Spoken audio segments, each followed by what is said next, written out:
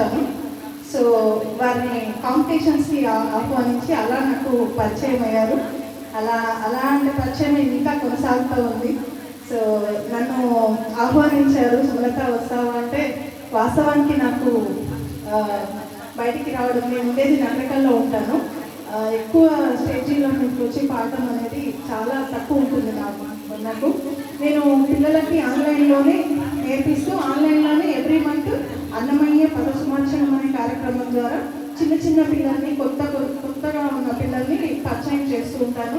వాళ్ళు శృతి లయ అని కాకుండా చిన్న పిల్లలు అన్నమాచార్య సంగీతాలు పాడితే ఎంత బాగుంటుందో అది వింటుంటే అసలు నాకే కన్నీరు తీరదు. వాస్తవానికి నేను ఎప్పుడైతే నేర్పించడం మొదలుపెట్టానో నేను స్టేజ్ ఎక్కి పాడడం తక్కువ చేశాను.